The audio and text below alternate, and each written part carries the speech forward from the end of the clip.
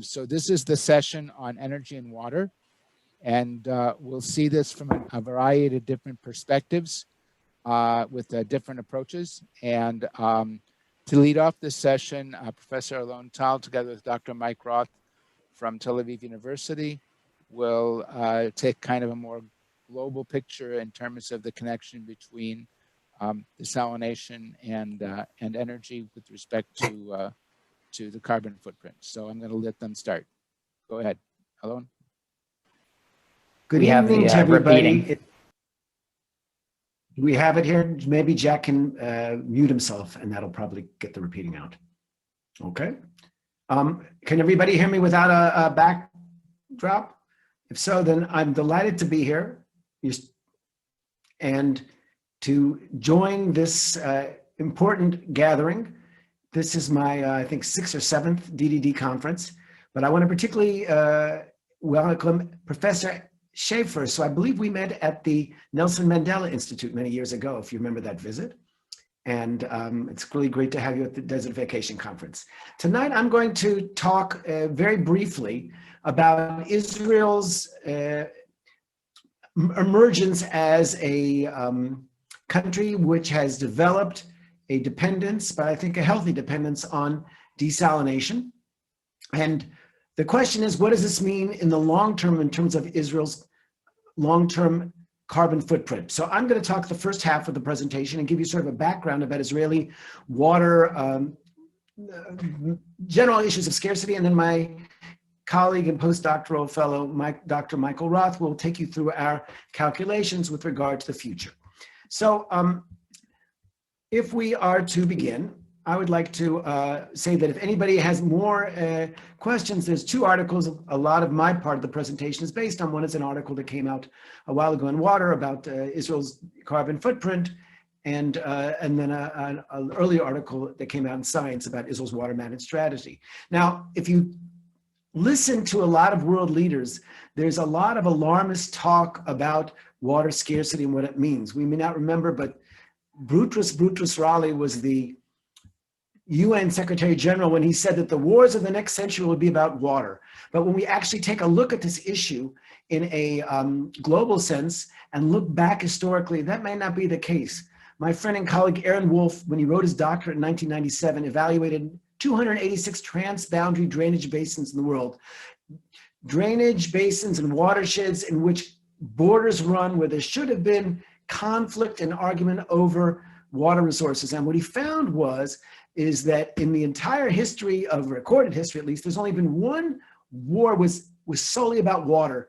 And that was back in the Fertile Crescent 4,500 years ago between the Lagash and the Ummah. There's lots of times when water creates tension between countries. Even Israel once ended up bombing Syrian bulldozers in 1966. But on the whole, we believe, people who work on this issue of water and policy, that smart management and cooperation are generally the ultimate outcome of conflicts over water.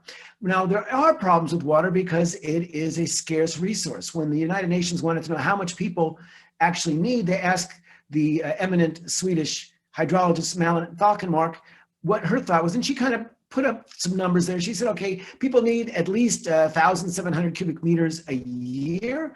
If you have less than that, you're stressed. But if you go below 1,000 cubic meters, then you have water scarcity, and then you're going into uncomfortable areas where we have to suffer. Well, if you take a look at the world, that's where we're going. If you look at the transition and this orange area, where we can see really a much, much greater presence of scarce conditions, is our region of the Middle East. And Israel's a strong example of that. If we're supposed to have 1,000 cubic meters per capita, the present situation is that we have only about 250, about a quarter of what we're supposed to have. And yet somehow or other, Israel seems to be living in a reasonable hydrological reality.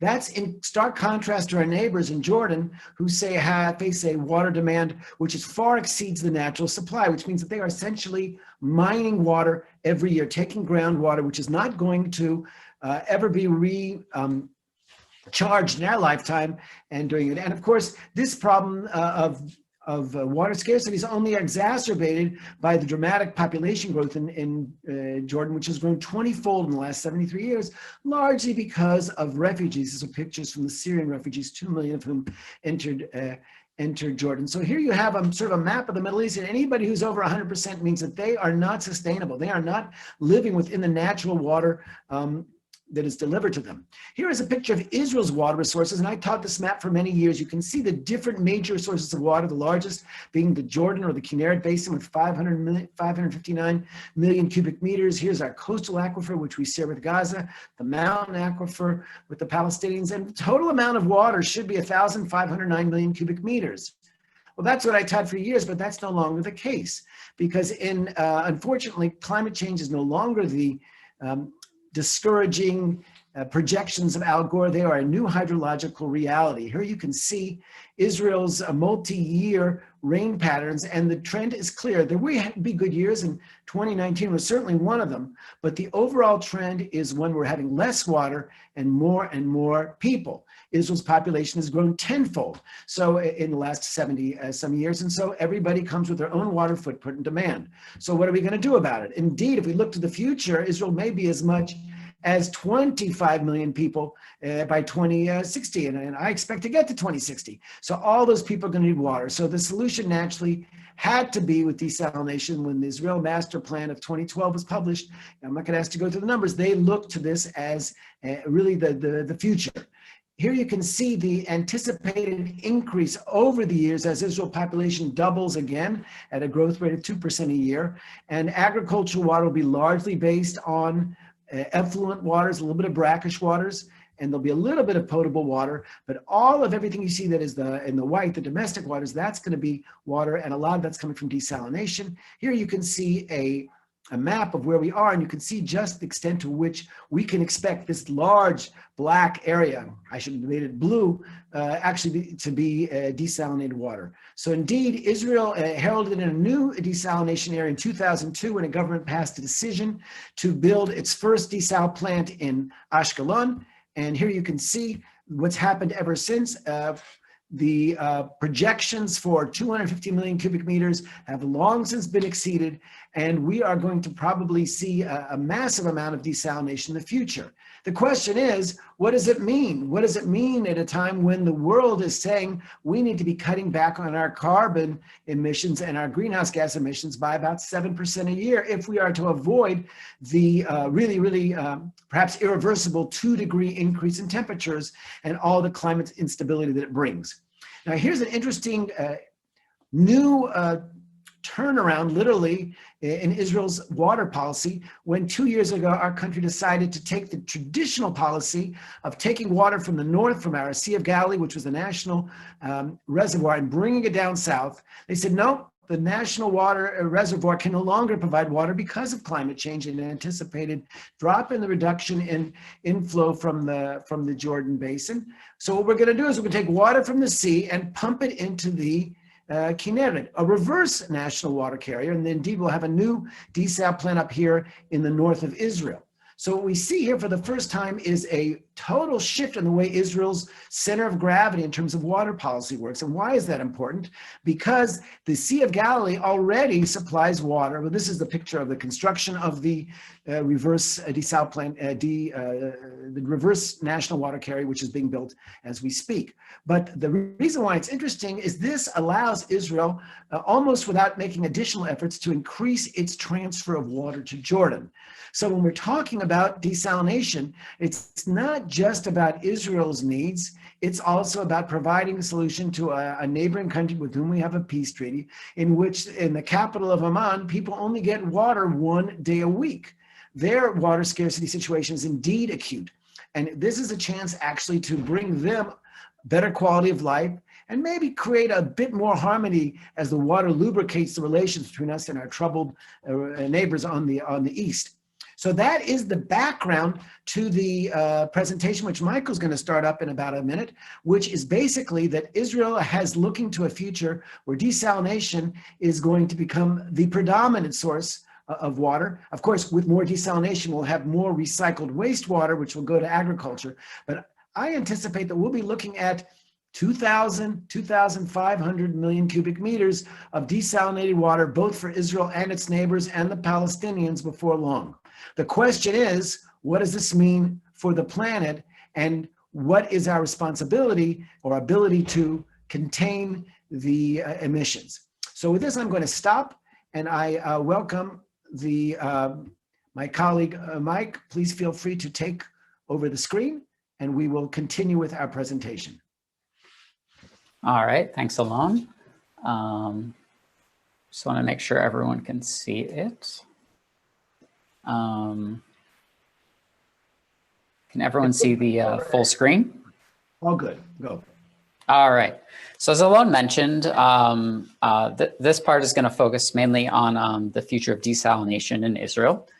And Israel's dealing with a fair amount of uncertainty and with regard to what the future demand for water is going to be and the future demand for desal. And it's a very tricky balancing act between providing water for agriculture, for domestic use, for exports to Jordanians and Palestinians. And I'm going to talk a bit about kind of the numbers and what we might expect going forward. So as Alon mentioned, he showed out to 2060, but by 2050, we might expect the population to grow to either 14 or 18 million, depending on the projections used,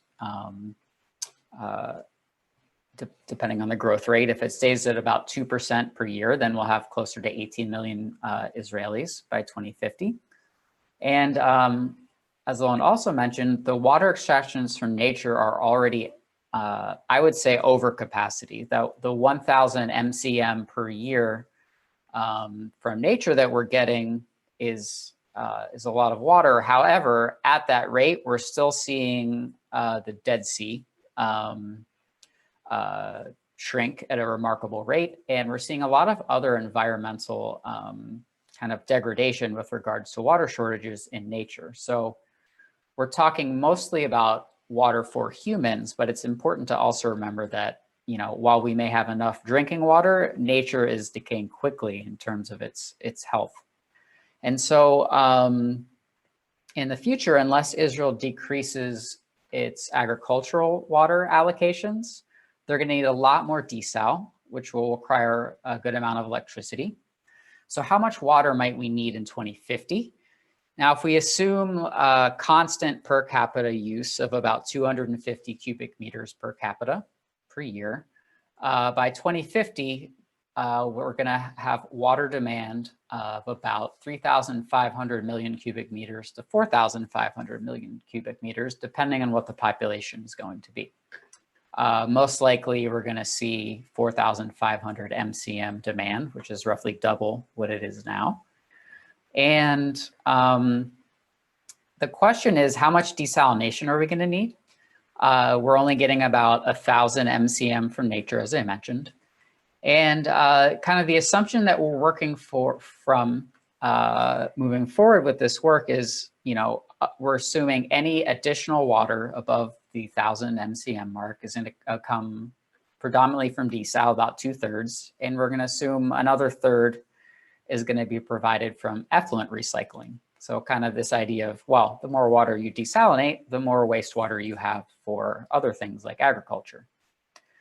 So right now in 2018, if we assume that we're getting approximately 1,000 MCM of water from nature, we can see that a huge percentage is also coming from desalination and effluent. And the question is, well, how much non-nature demanded water are we going to have in the future?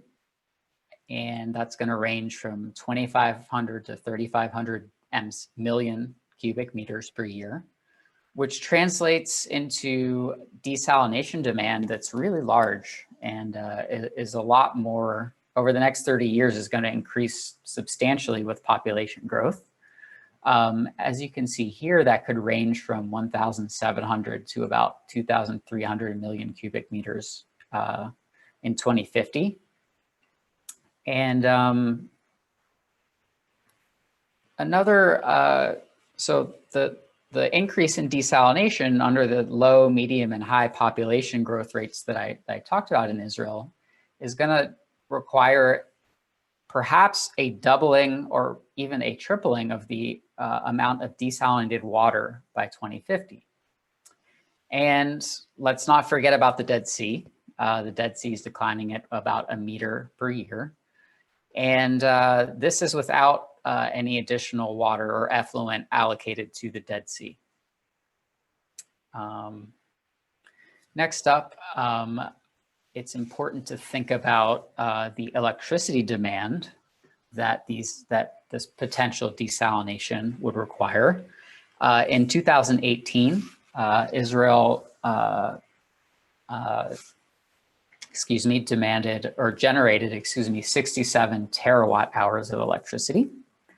And if we look to the 2050 demands that I presented in the last slide, and we assume that Israel's desalination plants remain about as efficient today, or remain at about the same efficiency in requiring about 3.3 kilowatt hours per cubic meter of seawater desalinated, then the 2050 desalination electric load alone is going to be around 10% of 2018 demand. So that's a fairly sizable increase in electricity demand. And so then the question becomes, well, how we meet this demand, we can plan for this. We can say, well, we want to meet this with natural gas generated electricity, solar generated electricity, some combination of the two, and storage, perhaps nuclear is a possibility. But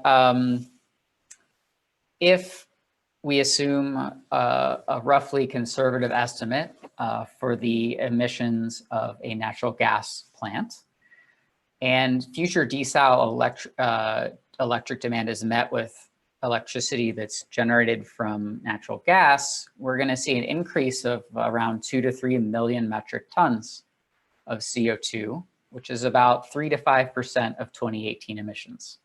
So it's not huge, but the increase in emissions, if provided with natural gas, is sizable and going in kind of the wrong direction. This is Israel's annual CO2 emissions out to 2017. And as you can see, there's been a downtick recently and a little bit of a leveling off over the past few years. A lot of people will attribute that to the substitution of natural gas for coal in the electric sector. But in the background of all of this is the idea that if we're going to stabilize globally the temperature of a 2-degree increase in temperatures, then CO2 emissions are going to need to decrease to near zero by the end of the century, perhaps even by 2070, depending on which models are looked at.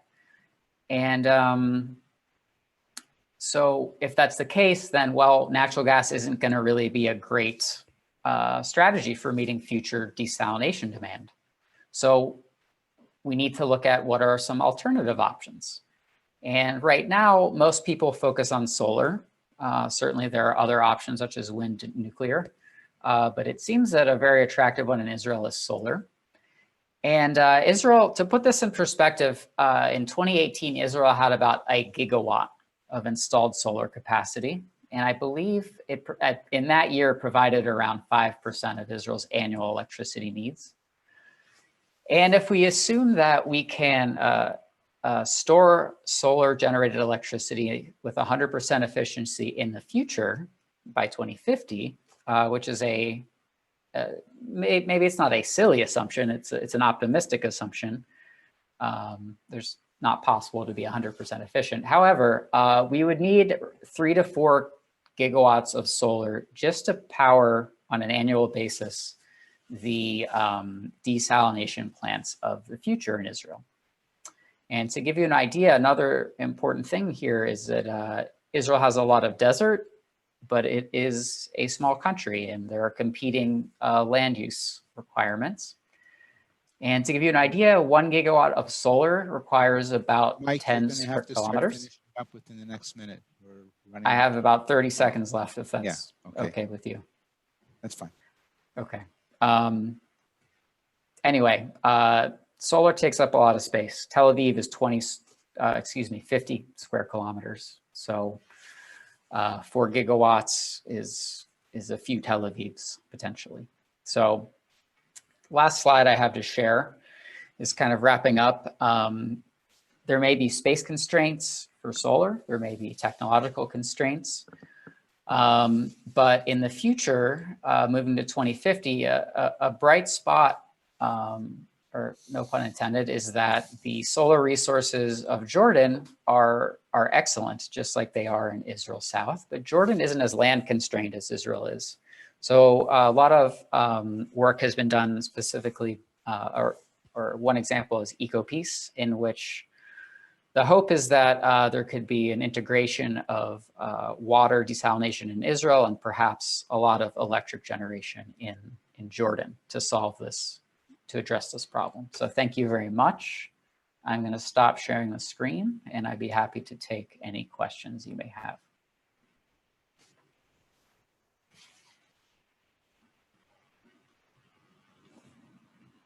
Oh, I think you might be on mute. Okay. What I was said is we'll hold the questions for the end because we're running on a tight schedule right now. Okay. So the next talk will be given by Professor Andrea Schaefer from Karlsruhe Institute of Technology, and she will pick up right where Mike left off with the issue of how do you combine renewables with desalination. Andrea, it's yours.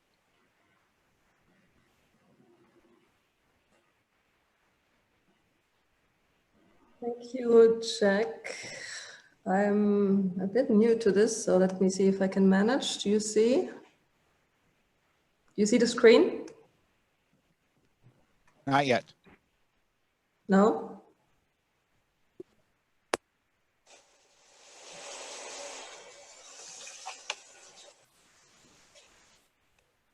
Could you come in? I can't see the screen.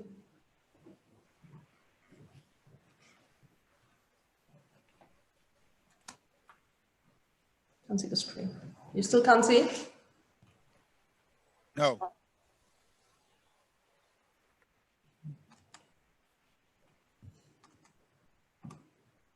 Now we do. You do? Yes. Oh. Okay, let me go to.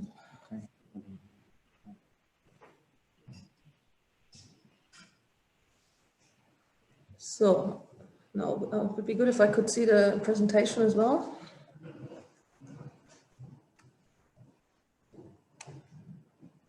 Okay, so I would like to thank Jack for the invitation. I have to confess, as you probably noticed, this is my first online conference, and I would much rather be in Israel and meet you all in person, whoever is there. But who can say no to Jack? So I'm going to go quite in a different direction in terms of the talk to the previous talk, although it carries on. We're looking at decentralized, so very small scale, and solar energy. And Bryce Richards, who's my co-worker here and husband, is sitting right next to me. So that's something we can also do in online, but that wasn't really planned. So we're talking on the vision, I have a dream, safe drinking water for all children. And Alon Tal, thank you for the greeting. I had totally forgotten. So I hope that you will be pleased with some of the pictures of Tanzania, and they may remind you of your safari from a few years ago. So I'll talk to you about firstly the grand challenge of clean water, focusing very much on energy. Then the concept of renewable energy powered membranes, some very few research highlights. I'm hoping to address a general audience rather than experts, and I think here I may be a little bit off track. And then a discussion rather than expertise about desert opportunities, because I reflected today and thought, well, what can I really say about deserts? So maybe we can have a discussion here. So grand challenges, I think probably to most of you this is well known, but anyhow, the big issues in clean water are first of all viruses and bacteria. This is why children die of water, and that's about 1,000 a day at the moment, so that's a huge amount. That's viruses and bacteria. Due to current interest, I've added COVID in there. We are talking about bacteria in the size of micrometers and viruses in the size of nanoparticles, so tens of nanometers. We don't work on that because the membranes we work with, they remove these bacteria and viruses anyhow. So we are trying to have a dual barrier to them, but we don't do the research because they're so big.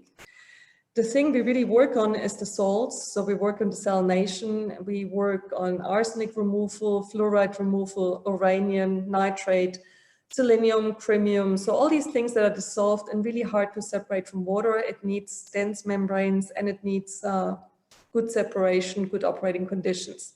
This is why kids are crippled, older people are crippled, disabled. In developing countries, that's a real issue. They can't generate income, and a lot of the expensive boreholes that have been drilled are capped.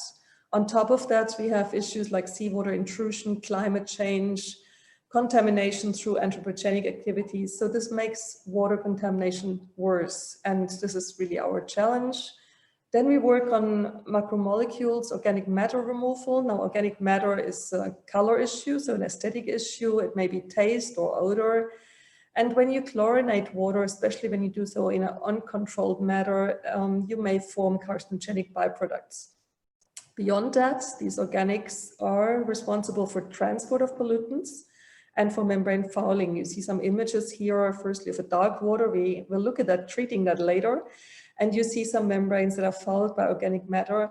So naturally, not dangerous, not a problem.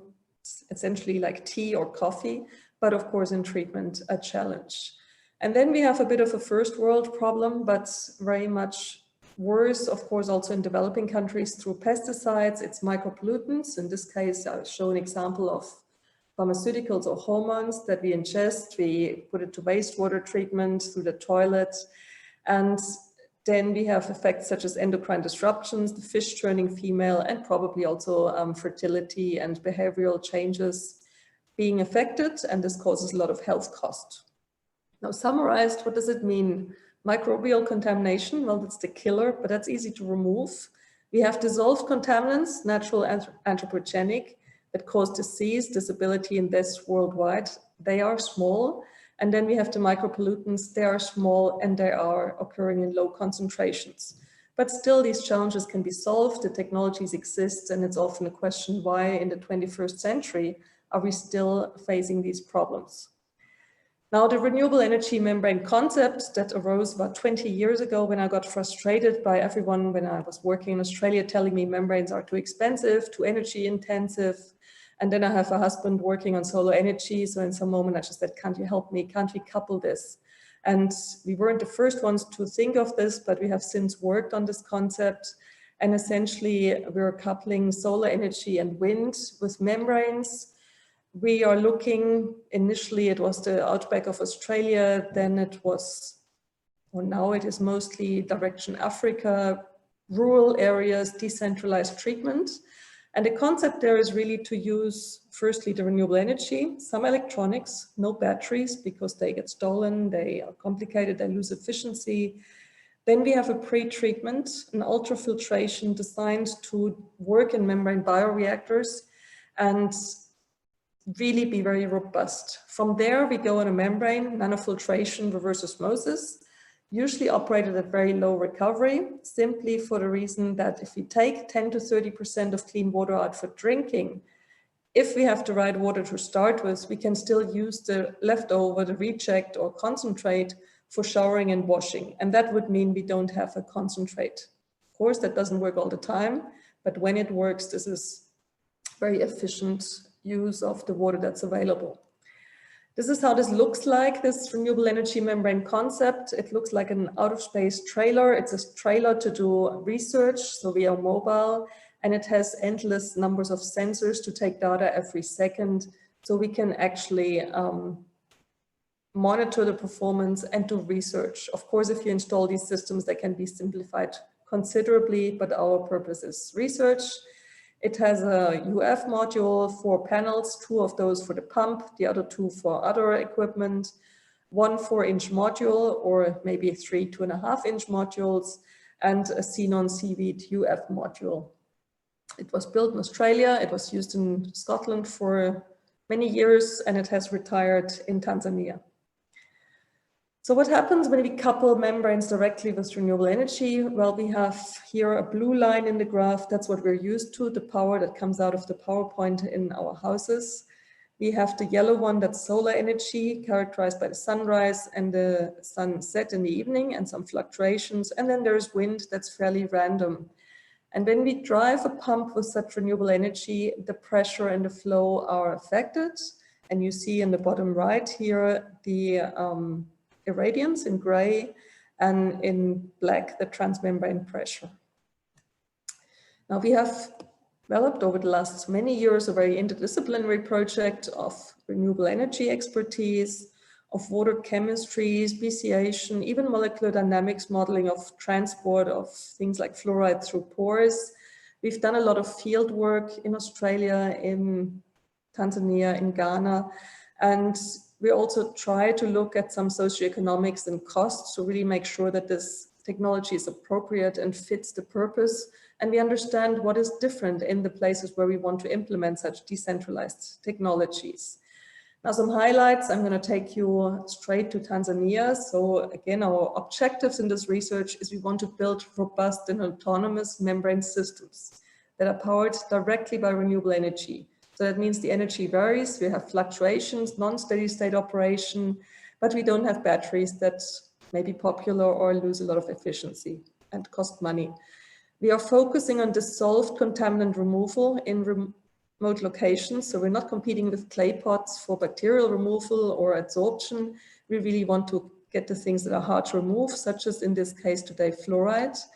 And we want to see how the fluctuating energy affects system performance, such as this specific energy consumption, that's the energy required to treat a cubic meter of water, water quality, and fouling in lifetime.